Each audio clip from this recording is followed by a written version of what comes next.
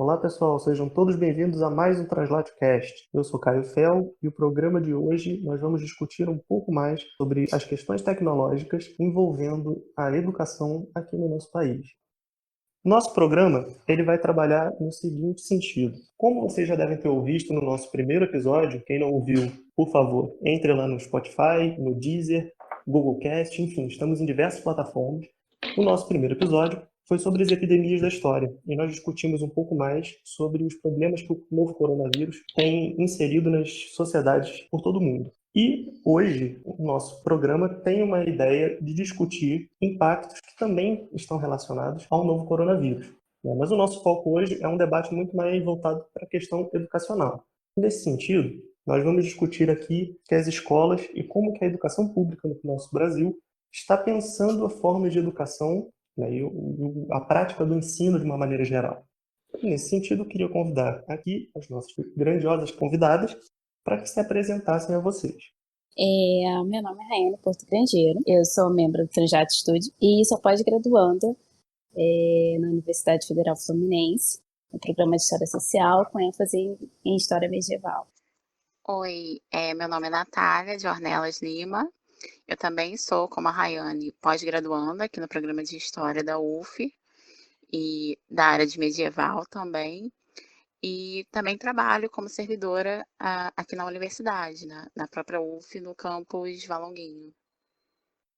Oi, eu sou a Flávia Viana do Nascimento, também formada em História pela UF, também pós-graduanda pela Universidade Federal Fluminense, atualmente prestes a começar o mestrado. Olá a todos, eu sou Renata Vereza, professora de História Medieval na UF, área onde eu atuo como professora já há 23 anos. Atualmente estou coordenadora do Translate Studio e estou muito contente de ter a oportunidade de estar aqui e conversar sobre ensino, né, sobre ensino de história e pensar um pouco sobre como toda essa conjuntura e o contexto de confinamento, de trabalho remoto está incidindo nas nossas práticas.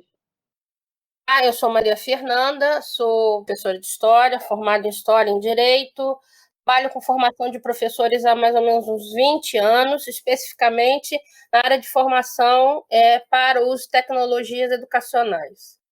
Sou mestre em História Social do Trabalho, aqui pela Universidade de Vassouras.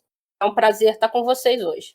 A nossa proposta hoje era discutir um pouquinho a questão das tecnologias na educação, principalmente diante do cenário atual. No cenário de pandemia e de quarentena, as escolas deixaram, e as universidades deixaram de aulas presenciais, muito acertadamente, mas isso também desencadeou uma série de processos de busca por soluções, né, nesse período de quarentena, empurrando os professores e os alunos para uma série de práticas que são, no meu ver, um pouco neuróticas nesse sentido, né? Ou seja, tentando resolver uma série de problemas pelo uso da tecnologia, né? Mas a ideia é que a gente pense um pouquinho que o simples uso da tecnologia não garante a aprendizagem, né? A gente tá numa realidade em que, e muito pressionado muitas vezes pelos pais dos alunos, principalmente nas escolas particulares, pressionados também por outros grupos, de inserir a tecnologia de uma maneira muito massiva na educação. O que a gente tem visto hoje em dia é o quê? São professores completamente estressados, tentando lidar não só com a questão da pandemia e todos os cuidados que eles têm que ter nas suas casas, e videomakers, ou seja, professores que estão tendo que, em tempo recorde, dominar processos e dominar tecnologias com as quais eles não estavam acostumados, né? Não se trata aqui, gente, da gente fazer a crítica especificamente da EAD, ou seja, desse conceito empresarial de EAD, né? Que seria um outro momento para a gente pensar isso, ou seja, desses grandes pacotes educacionais que muitas vezes a gente já vê os governos aí querendo afinar, né, comprar os pacotes, não é isso? Mas também a gente não quer negar a importância da tecnologia, mas discutir o uso dela de forma a gente não repetir também os mesmos problemas que a gente vê cotidianamente na educação presencial. E também pensar que o simples uso da tecnologia não resolve, e que também isso pode gerar, de alguma forma, a exclusão, né, de um contingente enorme de alunos e de professores. Então, acho que a questão de fundo a ser discutida na verdade, também a questão do ensino, né? A concepção de ensino. Não é só pensar, usar o computador, ou usar uma mídia qualquer, né? Mas pensar também que o ensino tem que ser repensado, né? Não só em termos de conteúdo, quanto de forma. Eu acho que é um bom momento, inclusive, a gente aproveitar essa parada forçada para a gente repensar o que já vinha sendo feito mesmo de forma presencial, né? E não tentar reproduzir online, com todos os problemas que a gente falou de exclusão digital, etc. e tal, reproduzir também modelos que, na verdade, não são ensino, né? São de reprodução, mera reprodução de conteúdo. É o que eu tenho visto, né, no mais das vezes, que está reproduzindo de forma online as aulas expositivas, ou seja, né, você não está sendo um salto de qualidade, a tecnologia não está aí sendo usada para isso. Está se esperando dos professores habilidades e competências que, pelo próprio modelo educacional que a gente tem, os professores não estavam preparados para desenvolver. A gente está esperando dos alunos que estavam acostumados a receber ordens e terem todo o seu processo na escola tutelado, a terem uma autonomia que eles não tinham, né? Porque é uma coisa também que não é trabalhada no modelo de escola que a gente tem. Os pais, os responsáveis, as famílias estão absolutamente estressadas nesse processo, né? Porque se veem como tutoras de processos também que elas não dominam, né? Ou seja, eu vejo os pais completamente perdidos, né, em como atuar diante desse processo. A escola obrigando professores a fazerem videoaulas, as caixas de mensagens lotadas de exercícios. E a gente pensar, né, que essas tecnologias que devem ser ferramentas de trabalho, né, instrumentos que, uma vez dominados, possam potencializar e ampliar a capacidade dos professores e dos alunos. No modelo eu não vou nem dizer que esse é um modelo de EAD, esse modelo de ensino remoto que tem sido implementado, as tecnologias parecem às vezes dominar, né? Ou seja, às vezes não é o docente que controla o ritmo, pelos quais os processos de ensino e aprendizagem, não é o aluno que controla o ritmo, acaba retirando também, tanto de professores quanto de alunos, esse poder do processo e coloca eles fora dessa relação, né? E a gente tem que pensar que a educação é um processo que se dá exatamente na interação entre o professor e o aluno. Então, acho que hoje a gente está aproveitando essa oportunidade de parada para repensar um pouco isso e pensar na reorganização do nosso próprio trabalho, né? Em como a gente vai fazer isso. Eu vejo isso principalmente, não tem como, a gente traz para a história, né? E a gente sempre pensa na história medieval, que em tempos de pandemia também acaba sendo um exemplo do negativo, né? Qualquer crise, a Idade Média sempre acaba sendo um parâmetro de comparação, e como que a gente acaba sendo também, a gente acaba vendo reproduzido todos aqueles preconceitos e lugares comuns sobre a Idade Média, pestes, pandemias, ignorâncias, religiosidade, né? E como esse podia ser um modelo diferente, um momento diferente para professores de história, mas acaba não sendo, né? Então, acho que a ideia é a gente discutir um pouco essas questões hoje aqui. Então, eu acho super oportuno, gente, e acho que o legal é a gente pensar esses processos a partir dos vieses que a Renata falou. Primeiro, o viés da formação docente, acho que nesse momento deve assumir uma outra dimensão, né? Quando a gente fala de tecnologia na docência, há autores que dizem que os professores, quando aprendem a ser professor, fazem a partir da experimentação daquilo que vivenciam, né? E que, por conta disso, reproduzem as práticas que eles próprios entendem como meritórias. Assim. Acredito que aquilo funciona bem, por isso eu vou reproduzir essa prática. Nesse sentido, então, todo um grupo de professores que está hoje na escola não viveu o uso de tecnologias educacionais na docência. A dificuldade dele está associada a essa falta da vivência. O uso de tecnologias educacionais, muitos, e outros tantos, a maioria, a perspectiva disso enquanto prática docente. Eu acho que as dificuldades que a Renata menciona na fala dela quanto à incorporação de uma outra forma de trabalhar as tecnologias, tem primeiro desse conceito a formação docente se dá espelhamento da sua própria formação, que para muitos autores é verdade, mas que acaba construindo uma dificuldade para o próprio docente fazer de um jeito diferente, por conta da preocupação que ele tem naquilo que ele pode dar como responsabilidade formal na entrega do seu trabalho. E aquilo também é a questão de que se ele não sabe como fazer diferente, ele faz igual, a gente está positivando essa escola que é diferente do tempo que os meninos estão vivendo hoje. Né? Uma escola com um panorama, um paradigma de ensinagem do século XVII, XVIII, XIX, e no século XXI, né? Isso é verdade, mas assim, eu acho que tem uma cobrança, né? Assim, tem uma cobrança um pouco, acho que digamos, da comunidade escolar e da comunidade fora da escola, das famílias, no sentido de que a qualidade da educação se dá a partir do conteúdo, da quantidade de dados, né, de informação que o professor passa, da quantidade de deveres de casa, né, da quantidade de exercícios. Isso também se reproduz na universidade, né? De que tem que ser a quantidade, né? Muita informação, que isso seria a qualidade. E aí eu acho que tem também essa pressão no sentido do professor reproduzir, como a Fernanda está falando, esse modelo de ensino, né?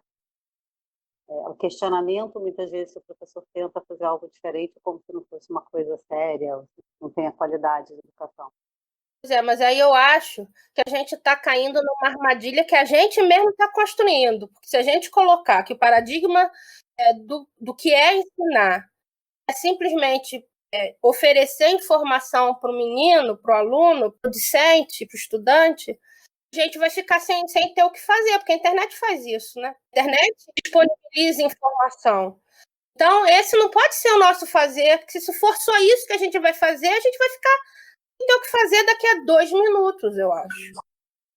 Não, você está coberta de razão. Eu sempre brinco com os alunos em sala de aula que se eu for para até a universidade só para dar conteúdo, eu não saio de casa. A Wikipédia faz isso, né?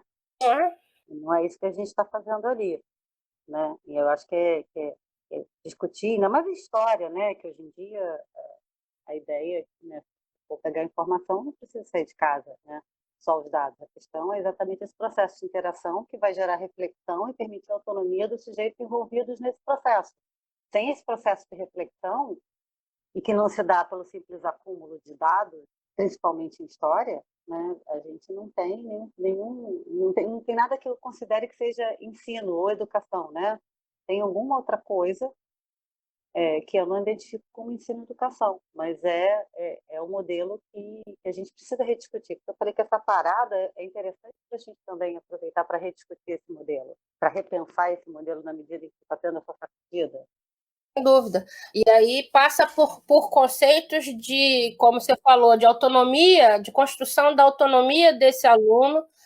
E, assim, no meu tempo de magistério, eu tenho 32 anos de magistério.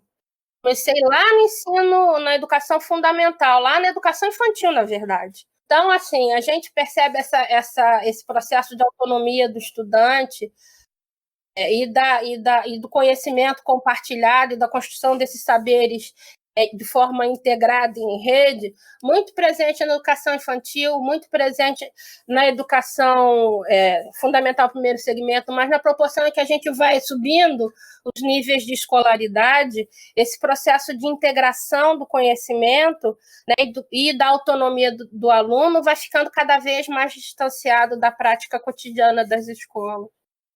Se eu começar a trabalhar a partir de uma perspectiva de habilidade e competência e não de conteúdo, vai ficando mais difícil. Olhar integrado, holístico sobre esse aluno e como ele constrói esse conhecimento, vai ficando mais distanciado. Me parece muito também essa questão que a Renata também tinha comentado, né, sobre a gente precisar, né, buscar um desenvolvimento da educação que atinja novos objetivos e que não fique mais preso nesses nossos padrões, né, atuais de educação. Me parece muito também que a gente percebe pouco o papel do professor, principalmente nessa questão de lidar com novas tecnologias. Então, por exemplo, eu me recordo muito que quando eu estava na época de escola, nem tanto, mas principalmente na faculdade, muitos professores não tinham qualquer contato, às vezes, com questões tecnológicas básicas. E aí eu estou dizendo bem, por exemplo, PowerPoint, coisas mínimas mesmo, que hoje já são extremamente fundamentais, seja para quem vai apresentar uma palestra, seja para quem for dar uma aula. O engraçado é que o que está acontecendo, que eu chamo do gap geracional, todos os professores que formaram a gente foram os últimos que não pegaram toda a construção do... Vamos lá, a gente pode começar a datar de meados da década de 90, com o maior uso do computador, internet. Os professores quem se tornou professor são os professores mais jovens, que foi a geração que cresceu na virada da explosão do uso da internet, do ter o computador em casa, que, pelo menos o que eu percebo, que estão minimamente... Aí também vai depender de outras questões ligadas se teve acesso, se teve a chance de ter computador em casa durante a adolescência. São esses professores que, posso dizer, que é o pessoal mais jovem, que já sabe, eu já sei o que é colocar o arquivo na nuvem para o aluno, eu sei mexer na internet. São os professores que sabem lidar melhor com a internet, muitas vezes, como saber pesquisar, até porque pegaram o período do não tenho a internet, eu vou usar aquele conhecimento do como eu pesquisava sem internet com a internet. E também, de certa maneira, isso pode ajudar até os alunos a ter um pouco de tranquilidade no trato também com o material que eles estão pesquisando, ou até o conhecimento. Só que mesmo para essa geração que a gente chama do intermediário, as coisas também vão avançando. Tem coisas que, por exemplo, eu peguei um pouco isso, que eu não sei e que eu estou tendo que aprender agora. Sou do pessoal que agora que está tendo que finalmente ter que lidar com algumas plataformas de uma outra forma que a gente não lidava. O que eu acho? Eu acho que essa questão das competências para lidar com a tecnologia, sim. Mas o que me parece mais preocupante, porque isso se aprende, sabe? Saber mexer, tem um meme que diz, né? O professor tem 3 doutorados, mas não sabe ligar o projetor, né? É verdade. Isso acontece. Sim. Mas essas coisas se aprendem. O que me parece preocupante no processo não é isso, né? Renata, só um instante. Só um parênteses, depois você continua. E se você não aprender, não tem problema. A questão é que você pede para o seu aluno que sabe, ele liga o projetor para você. É uma questão de lugar de poder. Desculpa, fechei o parênteses. Não, mas assim, nesse sentido, assim, eu posso aprender a lidar. Agora, se eu monto todo o meu processo docente a partir de determinados paradigmas, não vai fazer a menor diferença, gente. O domínio da tecnologia não garante que a gente consiga conduzir o processo de ensino-aprendizagem. Isso que me preocupa, é a gente reduzir isso ao domínio da tecnologia. Então, por exemplo, meus alunos todos sabem entrar na internet. Pouquíssimos alunos são aqueles que sabem usar o Google como um buscador de informação e sabem filtrar as informações. Talvez a gente, né, Fernanda, criada na Barça, né, na Britânica, conhecer, que é um Google analógico, né? Mas entendam o que eu estou dizendo, que eu vejo a imensa dificuldade dos meus alunos, apesar de eles saberem manejar diversos programas e aplicativos que até eu mesmo não manejo, porque não tenho, né, interesse, não saberem exatamente, não terem autonomia dessa construção do conhecimento. Isso me preocupa mais do que o domínio das tecnologias. Porque se você não sabe como pesquisar, se você não sabe sequer filtrar a informação, porque no mundo que a gente vive hoje, e a tecnologia, ela permite o acesso a um número de informações inimagináveis quando eu estava fazendo faculdade, ou quando a Fernanda estava fazendo faculdade. Só que se eu não sei filtrar, se eu não sei percorrer esse caminho, se eu não fui ensinado, né, de uma forma reflexiva para que eu possa, inclusive, percorrer esse caminho, de pouco me adianta dominar a tecnologia.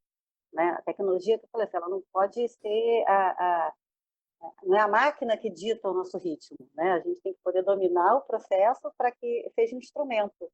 E aí, de novo, um parênteses. Ainda que a gente tenha esse conhecimento formal de como fazer as pesquisas, nossa função enquanto docente, e eu fico muito confortável em falar isso para vocês, porque eu falo isso para os meus meninos lá na minha sala, é assim, A gente tem que apresentar para os meninos, para os alunos, para os discentes, que você tem outras formas de lidar com esse quantitativo de informação.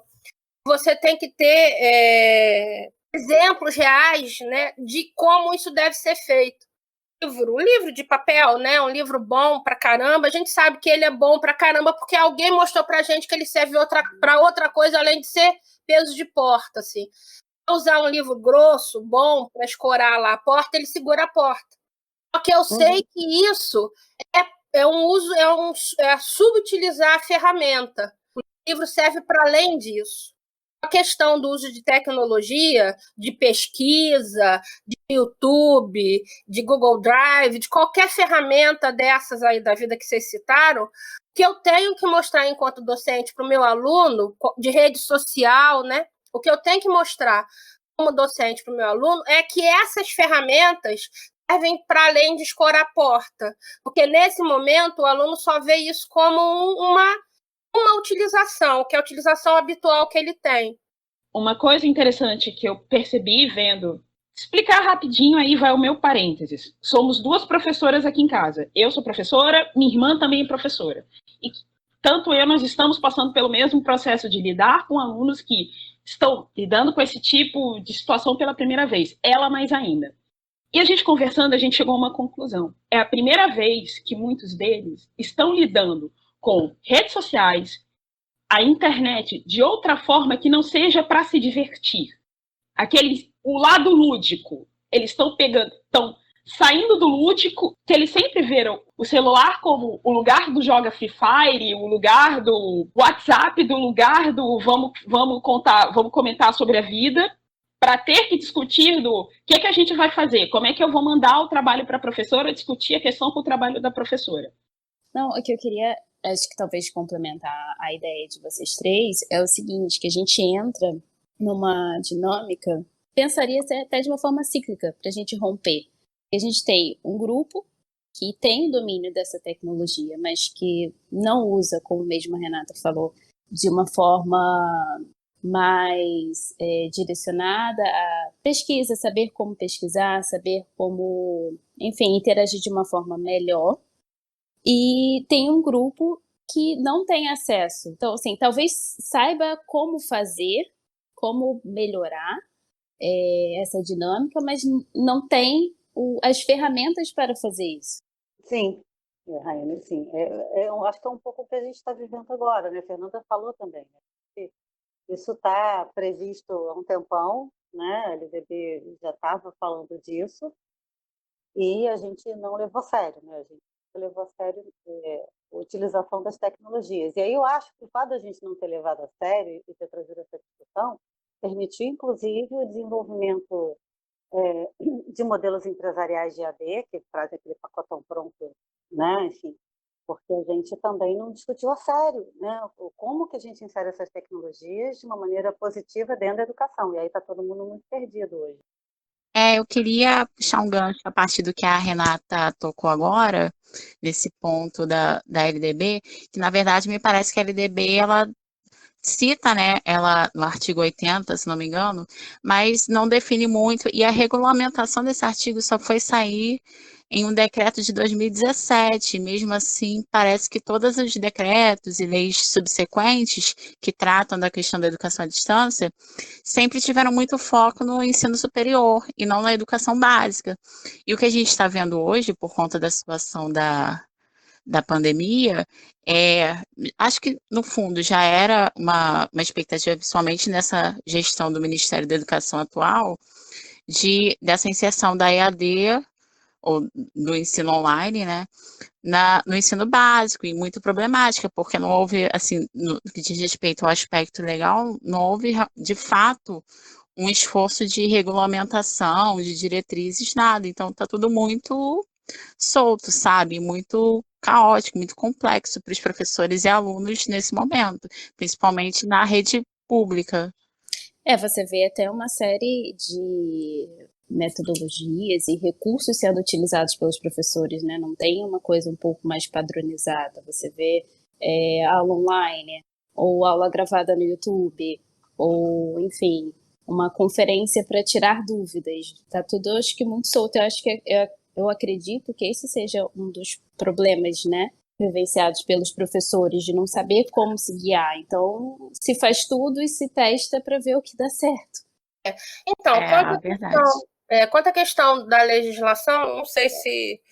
Mais ou menos, eu acho. Concordo, em parte, com o que vocês estão falando aí. Assim, na verdade, a LDB, lá em 96, sinalizou, só regulamentou em 17. Mas, de novo, a gente tem as sinalizações nos PCN do ensino médio e nos PCN do ensino fundamental. Então, assim, isso seria alguma coisa que estaria por vir?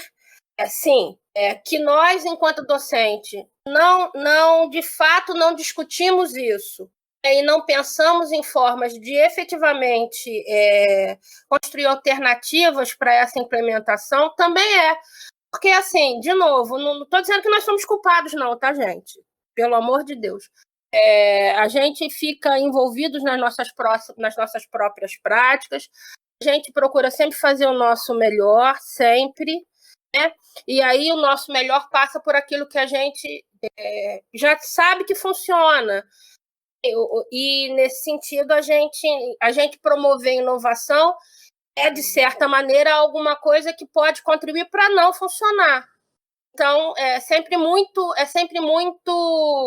fruto de muita reflexão quando a gente resolve fazer uma coisa nova, por conta dessa preocupação com os nossos alunos mesmo, com os nossos meninos. Tá certo, eu acho. Aí a gente teve distanciado dessa reflexão durante muito tempo.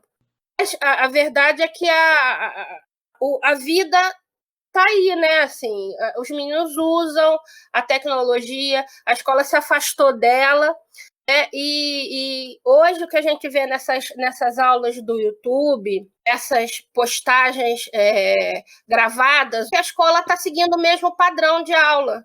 É chato. Eu queria também aproveitar esses pontos que vocês estão levantando, principalmente por dois fatores que, para mim, ainda assim são essenciais. A Flávia comentou dessa questão das pessoas estarem focando hoje na utilização de determinadas ferramentas tecnológicas que forçam o aluno a sair de um ambiente naturalmente lúdico para ele, cotidianamente falando, e trazem ele para uma funcionalidade outra que está inserida nessa questão do ensino.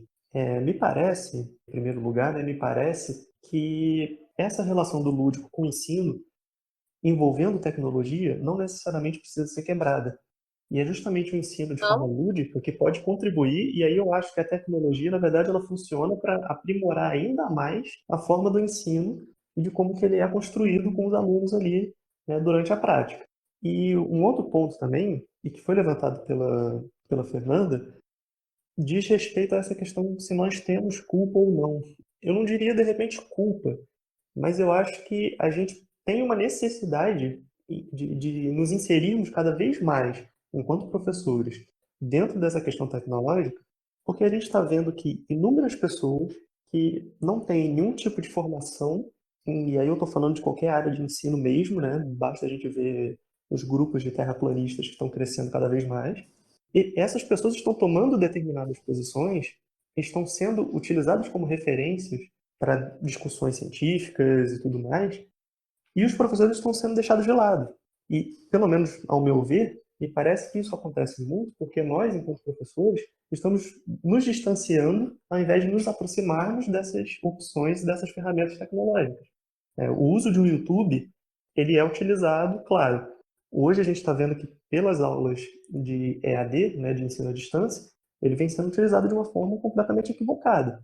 Agora, se a gente começar a se atentar cada vez mais que um uso, por exemplo, de um YouTube, até mesmo de um PowerPoint, né, com a utilização de repente, um vídeo ou algo do tipo, a gente consegue aprimorar muito mais a forma do ensino e transformar aquela situação para o aluno, ao invés de ser algo totalmente entediante, né, ser, na verdade, uma forma dele se sentir cada vez mais interessado e buscar se aprofundar, né, buscar se inserir mais nas discussões. Então, você pode usar o Minecraft, que é um jogo que as crianças adoram para trabalhar isso. Pode construir várias situações em que as questões possam ser resolvidas a partir da problematização usando esse software que é gratuito e aberto e que as crianças, que as pessoas conhecem e têm familiaridade com ele. Para os produtos educacionais específicos dentro da área de jogo. Depois eu posso disponibilizar para vocês o link. Tem um jogo que fala sobre uma revolta. Desculpem eu estar falando da história do Brasil, mas é porque é a que me veio aqui nesse momento. Tem um jogo construído por um grupo baiano que fala sobre Revolta dos Malês, que o jogo é sensacional, é muito legal. Por que você não usa isso, independente de estar na pandemia ou não? Por que não usar isso lá na aula, todo dia? Justamente, então é nesse sentido que eu estou dizendo, né? Quando a gente pensa no uso da tecnologia, a gente pensa nela justamente como uma forma alternativa do ensino de uma maneira tradicional, né? Que são as pessoas dentro de sala de aula, tendo que copiar alguma coisa no quadro, então ouvindo o que o professor tem a falar. Mas o que eu quero dizer é que, na minha visão, parece que falta também um pouco de interesse por parte dos profissionais de educação, no sentido de buscarem se inserir cada vez mais nesse tipo de campo mais tecnológico, no sentido de realmente marcar território mesmo, né, nessas frentes. Porque senão a gente começa a ver que as formas mais variadas, né, o nosso problema antigo de educação era aquele aluno que ia no Wikipédia, pegava o dado, jogava, e a gente já sabia logo de cara que aquilo tinha sido copiado do Wikipédia, e aí a gente passava o que para ele? Olha, as informações do Wikipédia não são tão interessantes, não são tão confiáveis, é legal você ir para um outro campo, né, de pesquisa. Só que hoje, se um aluno chega e coloca uma informação do Wikipédia, para a gente é o menos pior. Na verdade, a gente às vezes até comemora porque ele trouxe uma informação dessa e não trouxe, de repente, uma informação de um canal que ele conheceu do YouTube, ou de um vídeo de alguém falando que a Terra é plana, de que vacina vai causar uma doença ao invés de prevenir. E isso me parece que é, na verdade, uma falta mesmo dos professores se posicionarem quanto o uso da tecnologia nas formas de ensino. Mas olha só, eu acho que tem uma coisa importante nessa coisa. Eu não acho realmente que seja uma falta de interesse dos professores. Eu acho que a gente tem que considerar que o cotidiano de trabalho dos professores no Brasil ele é absolutamente avassalador, né? Se apropriar desses novos métodos.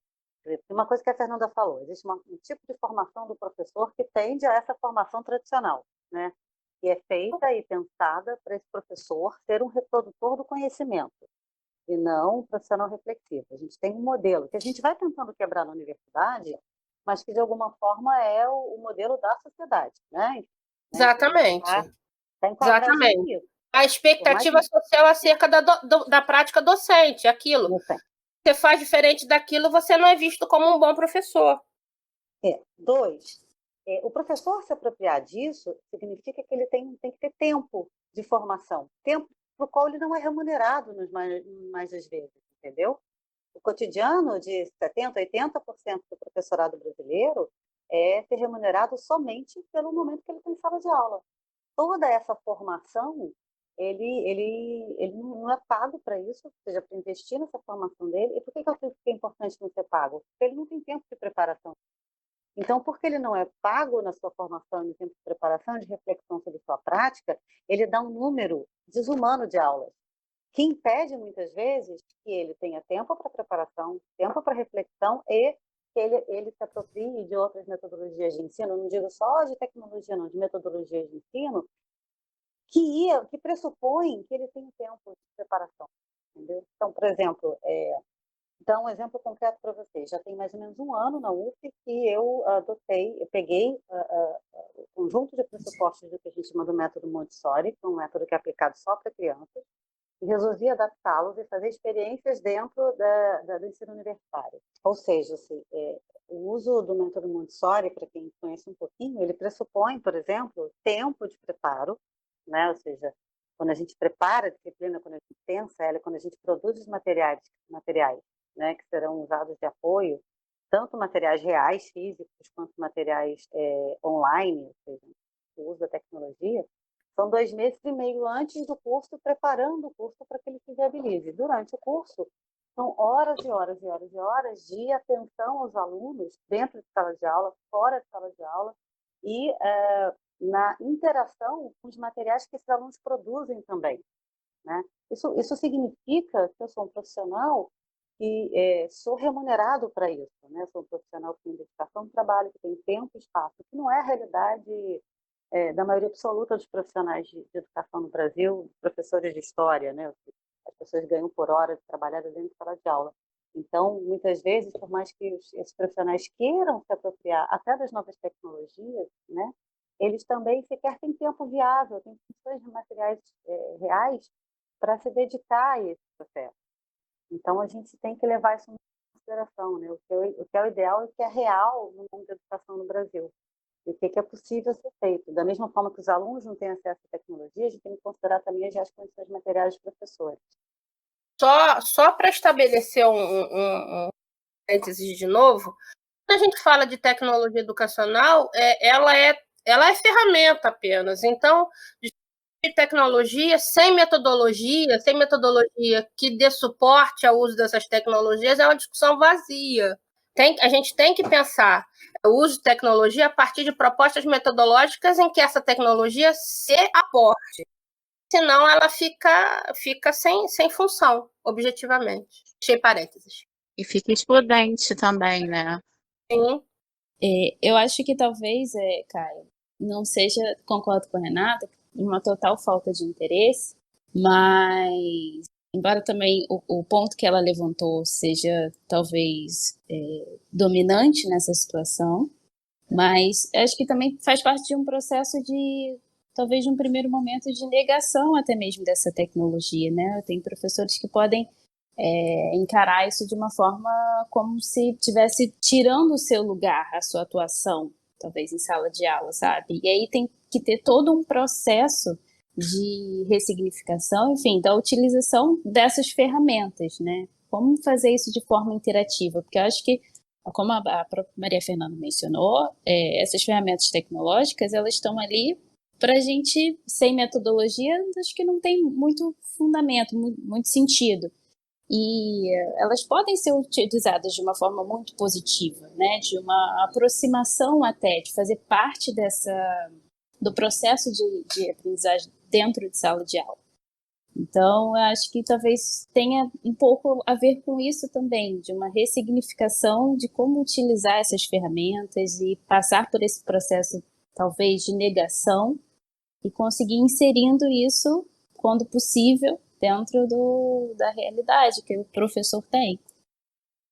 Não, sem dúvida. Quando eu quis dizer também dessa questão de uma falta de interesse profissional, né, por parte do profissional de educação, eu não estou excluindo todas as dificuldades, né, que nós todos aqui enfrentamos diariamente em relação à falta de estrutura necessária e tudo mais para poder exercer, né, a profissão da maneira mais proveitosa possível. E isso, sem dúvida nenhuma, por todos os fatores que vocês já mencionaram, né, também soma-se, por exemplo, a utilização única e exclusiva do Enem para boa parte das universidades brasileiras, que acaba sendo uma prova, querendo ou não, você só tem que marcar X, né? E a gente vê durante o curso de História, por exemplo, que questões de múltipla escolha envolvendo História são completamente absurdas, né? Porque você tem uma restrição do pensamento sobre determinadas questões que não existem. Os processos históricos possuem explicações das mais diversas possíveis e a gente tem que restringir em uma alternativa que acaba sendo, às vezes, uma frase extremamente curta, a causa ou então uma consequência de um processo histórico gigantesco. Isso não exclui, né, sem dúvida nenhuma. Eu queria, nesse sentido, escutar um pouquinho mais da Fernanda, que trabalha diretamente com isso, né? Ou seja, que a gente tem muitas opiniões, mas a Fernanda que trabalha com isso um pouco.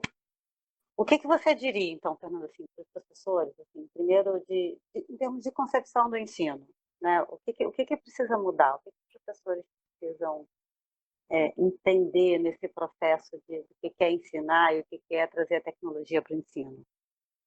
Então, assim, não tem receita de bolo, eu acho. Que a primeira coisa é a gente desconstruir esse conceito de que existe uma única educação. Não existe uma única educação porque não existe um só sujeito. As pessoas vivenciam esse processo educacional de forma muito singular. Aí é que a tecnologia ajuda, entendeu? Aí é que o Big Data ajuda a gente, que a gente consegue, a partir dela, fazer esse mapeamento dessas especificidades do processo de aprendizagem dos meninos. E aí, a partir disso, a gente consegue, de fato, ter uma maior eficiência nessa intervenção pedagógica da gente enquanto docente. Eu acho que, assim, primeiro, não existe um jeito só de fazer, existem muitos jeitos de fazer. Que cada um de nós deve tentar incorporar essas práticas de uso de tecnologia associadas ao que a gente acredita enquanto modelo pedagógico mesmo. Qual é o aluno que a gente quer que saia a partir da nossa intervenção? O que a gente quer botar na sociedade, porque é isso que a gente faz, né? E a partir disso, como a gente, através da nossa intervenção enquanto docente, pode transformar ou reforçar esses processos sociais. Acho que assim, pensar que pedagogia eu quero propor, qual metodologia eu quero ancorar nessa prática pedagógica e como incorporar a tecnologia a partir disso, porque tecnologia é ferramenta, é só isso. Tem um propósito. Hoje está focado por uma questão absolutamente de distanciamento social, mas isso vai passar e a tecnologia vai continuar. Outra coisa que a gente não pode se distanciar é dos meninos que estão aí, dessa meninada que está no nosso ensino fundamental, no nosso ensino médio e na universidade. São pessoas que passam mais de 80% do tempo delas, segundo estatísticas recentes, frente a algum equipamento tecnológico. Quer dizer, a gente não pode pensar ou não usar isso. A forma como eles usam é para a produção de conteúdo, seja essa produção chancelada ou não por qualquer outro elemento externo. Enfim, aí a gente vai continuar sendo uma escola que disponibiliza conteúdo para um cara que produz esse conteúdo. Será que a gente não teria mais eficiência se a gente buscasse formas de autenticar, não sei se a palavra é essa, ou de legitimar, também não sei se a palavra é essa, mas de construir robustez para esse conteúdo que ele produz? Você acha que é pensar em alternativas, pensar em alternativas que sejam coerentes com o que eu acredito que seja a função da minha prática docente, enquanto prática socialmente construída. E acha que tem outra coisa que a gente tem que pensar também, assim, a gente está pensando tecnologia aplicada na educação, a gente está pensando só na rede online, né? Lembrando que quando a gente não sai dos grandes centros, a Fernanda falou que do interior, né, se aprofunda mais, mas a gente tem áreas periféricas dentro das grandes cidades, em que, né, a exclusão digital existe. Quando a gente pensa nisso, a gente tem que pensar em rádio e televisão também, né? A gente tem que pensar que esses são tecnologias, né, que também podem ser utilizadas, que também muitas vezes são a solução, inclusive, para chegar nos alunos que estão mais excluídos ou que estão mais distantes. Sim, né? Não é mas aí, Renata, a propósito disso, acho que também é interessante pensar que, a partir disso, do ponto de vista da autonomia docente, a gente acaba perdendo um pouco. Por exemplo, o governo do Estado fez o secretário de Educação do Estado fez um pronunciamento, acho que ontem, dia 4, 5, dizendo que a partir de semana que vem o governo vai começar a produzir essas aulas que hoje estão sendo produzidas pelos próprios professores, ambiente próprio, vão começar a produzir em TV e rádio. Aí, pronto, essa questão do que vai ser disponibilizado para os alunos vai voltar a ser massificado. A gente vai ficar, então, com um livro didático pela televisão e pelo rádio. Aí, o desafio do professor vai ser outro, vai ser como, a partir desse material, construir uma prática pedagógica coerente com a sua concepção, né, metodológica e didática. Exatamente, essa coisa do massificado se põe sempre. Por isso que eu acho que é fundamental a gente sempre bater nessa ideia da discussão, né, do que é o ensino, do que é ensinado, do que é aprendizagem, né, do que é isso. Porque se o professor não tem essa reflexão clara, qualquer área que ele seja, ele acaba ficando refém, né, de uma maneira muito mais patente, né, desse tipo de massificação. Ele não sequer consegue contornar Né? Você quer consegue dar conta de fazer qualquer outro trabalho a partir daquilo que ele tem, de condições materiais reais.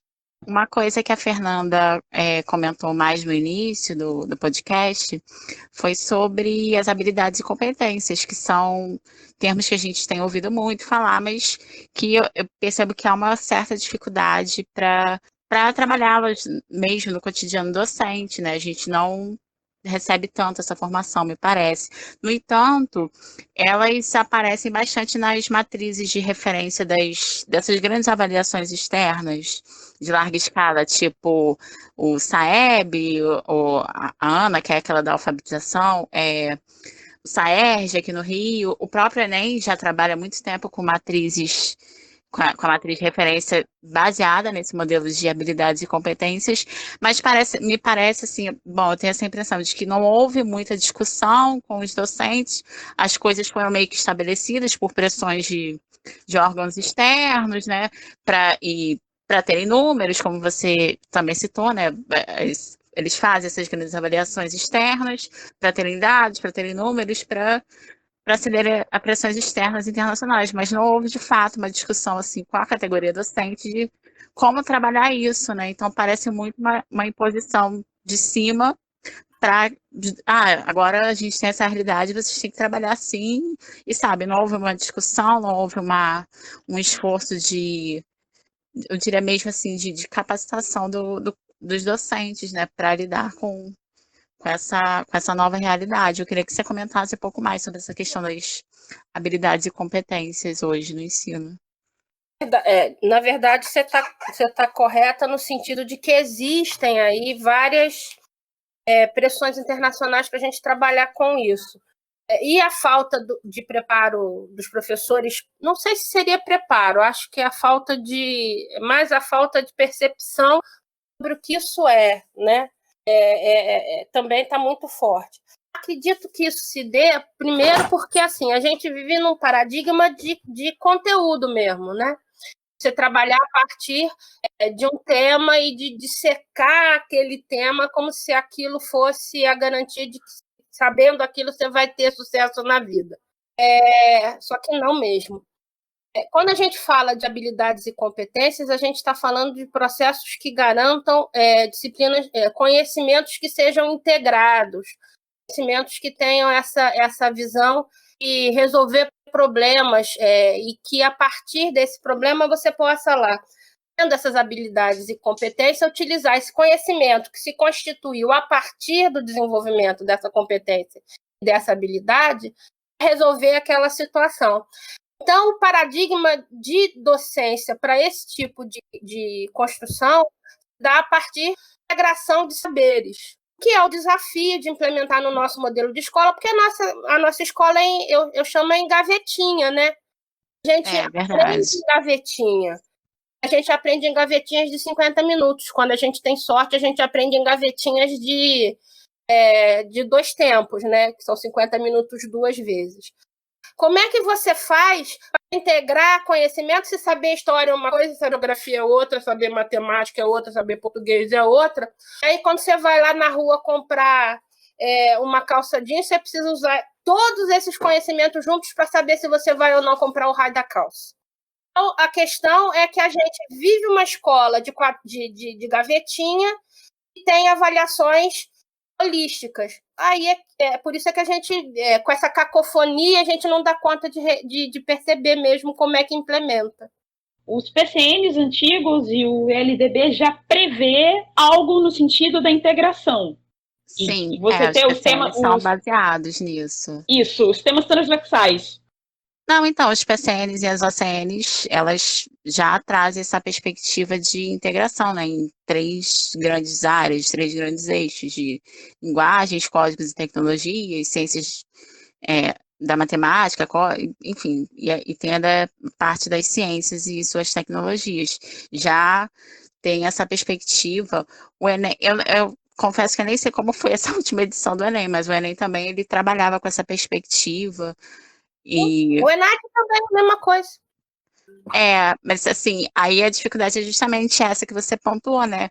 Tá, tudo bem, essas orientações, essas diretrizes já traz essa perspectiva, mas como trabalhar isso na escola, como fazer essa abordagem mais multidisciplinar, mais transversal, se a gente tem esse ensino todo mesmo separado em gavetinhas, como você pontuou, né? Você tem pouquíssimo, 50 minutos de aula e aí depois já é aula do outro professor, as disciplinas muito estanques, muito separadas entre si, e é toda essa dificuldade, né? É uma coisa bastante dissonante. Ao mesmo tempo que você tem essas orientações, assim, que o MEC, o governo federal e algumas secretarias de estados e municípios já pensam assim, mas ao mesmo tempo, no cotidiano ali, a prática escolar mesmo está baseada ainda nessa separação, né, das disciplinas, né?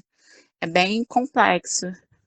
Era uma dificuldade objetiva, assim, né? E aí os temas transversais que deviam passar por todas as disciplinas, né, para fazer parte dessas discussões em todas elas, acabam sendo realizados através de projetos em que essas disciplinas pegam um assunto e tentam torcer, desculpem a expressão, mas é essa mesmo, torcer para caber no que precisa entrar no projeto. Então, pronto, não acaba essa transversalidade sendo forçada e, de fato, não ocorrendo. O aluno não dá conta de fazer essas ligações, porque, de fato, ela não existe, né? É verdade. Os desdobramentos, né, de tudo isso que a gente vem conversando aqui, né, eu acho que a gente vai começar a ver como que isso vai realmente dar frutos positivos ou não após a pandemia. A gente está vendo uma maior utilização dessas tecnologias agora nesses períodos de isolamento, mas eu acho que os ensinamentos de tudo que está acontecendo nesse exato momento, não só no Brasil como no mundo, a gente vai começar a colher os frutos após o término da pandemia e ver até que ponto os profissionais de educação, né, e aí inserindo obviamente aqui os profissionais de história, como que eles vão passar a se apropriar cada vez mais desse uso tecnológico, como que os caminhos da educação, né, vão seguir aí os rumos, buscando cada vez mais opções democráticas e de inclusão social, né? Eu queria agradecer, né, a participação de todos vocês, em especial a Maria Fernanda, que aceitou o nosso convite, né, para bater esse papo aqui e a gente falar sobre esse tema que, tal qual o nosso último, né, sobre epidemias, é extremamente vasto, né, e há inúmeras formas de prosseguir dentro da discussão, e também convidar o ouvinte a comentar. A gente vai estar divulgando esse podcast nos nossos canais do Facebook e do Instagram. Convidar o ouvinte a deixar um comentário sobre o que achou do programa, sobre o que vem achando das propostas, né, dos temas e das discussões que a gente apresentou nos podcasts anteriores. Então, mais uma vez, eu queria agradecer a todos vocês e a gente se vê no próximo TranslatioCast. Obrigada, Caio. Obrigada, Fernanda, por ter topado participar. Obrigada aos meninos pela participação.